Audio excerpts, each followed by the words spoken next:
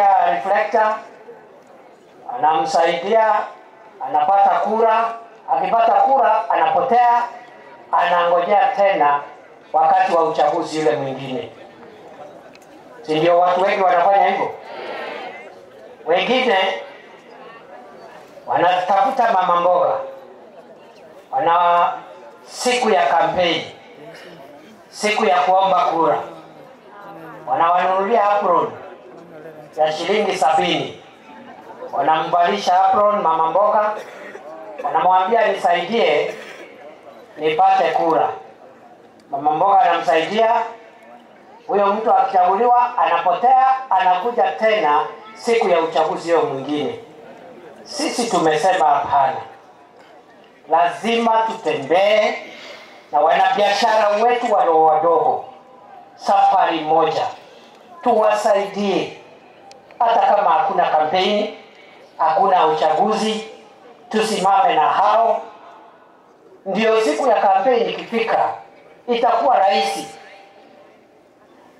kuongea mambo ya siasa, kwa sababu kuna kazi tumefanya, kwa sababu kuna vile tumewezesha mama mboga, mtu ya mkokoteni, mtu wa wheelbarrow, kinyozi, mtu ya saluni. Kuna vile tumemsaidia biashara yake ikapanuka wakati ya kukua na kampeni. Sasa hata tukifika kampeni siku hiyo ya huko mbele, there is no problem. Mnanisikia watu wetu? Tutembee na wanabiashara wetu wadogo wadogo, ama tuwaachilie tungojee siku ya kuomba kura? Tutembee nao safari moja, tukiwasaidia wapanue biashara zao, waelimisha watoto wao. Si namna hiyo? Wangapi wanasema tutembee na watu yetu? Kwa hivyo hiyo ndio kazi imetuleta hapa. Watu wengi wanafikiri tumekuja hapa mambo ya siasa. That's not true. Kwa sababu siku ya siasa bado haijafika. Iko uchaguzi sasa hivi. Ikifika tutakuja kuomba kura as usual. Na sio ati hatujawahi omba kura siku nyingine, tumeomba miaka mingi. Miaka na mikaka. So there is nothing special about the next election. So for now tunataka tusimame na wananchi saa hii mambo yao. Kwa sababu wakati mmechagua hii serikali vile imechaguliwa, imekuwa ni serikali ya watu wote. Wale walipiga kura na wale walipiga kura mahali ingine. Kwa sababu ule amechaguliwa ndio kiongozi wa nchi. Rais William Ruto ndiye sasa kiongozi wetu kama nchi. Na ni rais wa Kenya. Hakuna mahali pengine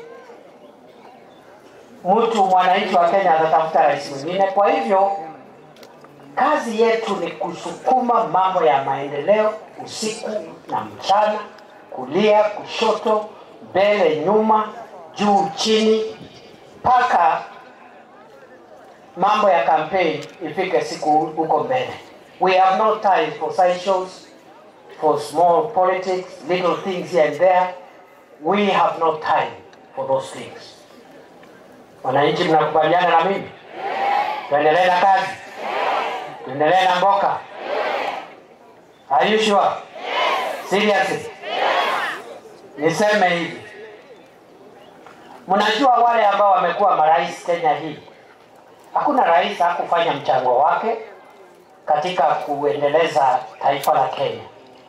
Mzee Kenyatta, Mzee Moi, Mzee Kibaki, Mheshimiwa Rais mstaafu Uhuru Kenyatta, hakuna mtu hakufanya kazi yake. Kwa hivyo jukumu ya rais wetu wa 5, Mheshimiwa Ruto, ni kuhakikisha mahali alipata nchi 2022 aisukume mbele. Ndio siku ile atatoka ofisini akistaafu, ule atachukua naye aendelee kutusaidia kujenga nchi yetu. That is how you build a strong nation. That is how you build a united nation. Kwa hivyo tuko na jukumu sasa hivi, kwa sababu tumekuwa mamlakani kama serikali kwa miaka 2.5. Lazima tutoe report card ya mahali tumefikisha mambo ya maendeleo. Zile ahadi tulitoa tumeifikisha wapi? Ndio vile vile tuseme ile imebaki tuwaambie bado tunashughulikia, because we still have 2.5 years to finish our commitments. Hatukusema ati ahadi ya siku moja ama wiki moja ama miezi 6 ama mwaka moja. Ahadi tulitoa 2022 to 2027 when the country will go to the next election. Nataka niseme ya kwamba 2022 mahali Rais William Ruto alipata nchi, tulikuwa tumepitia mambo machungu ya kiuchumi, sio kwa sababu ya kukosa bidii kwa rais mstaafu, ni kwa sababu nchi na uchumi wetu ulifungwa kwa miaka miwili, takriban miaka miwili, kwa sababu ya COVID-19. Nyinyi mnakumbuka corona? Mnakumbuka corona? Si ilimaliza mwaka na kitu, tukijifungia manyumbani, biashara zikafungwa, hakuna mtu anaenda kazi.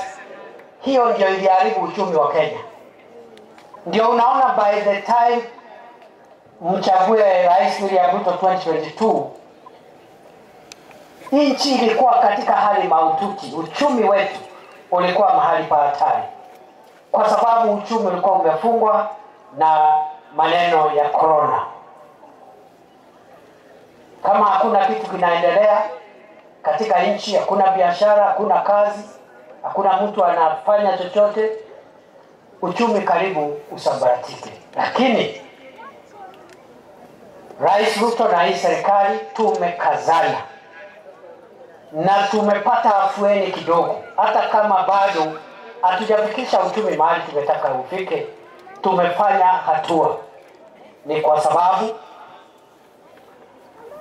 ule unga wa ugali ambao ni chakula inakuliwa katika almost kila boma katika taifa la Kenya, ilikuwa imepanda bei kwa sababu ya mambo ya corona, mambo ya kiuchumi. Ikafika 250 kilo mbili paketi moja, 250 shillings. Rais Ruto ametoa fertilizer ambayo imepunguzwa bei. Fertilizer ilikuwa 7,000, serikali ikapunguza ikakuja 2,500. Ndio mkulima ajimudu kupata ile fertilizer, apande mahindi, apalilie.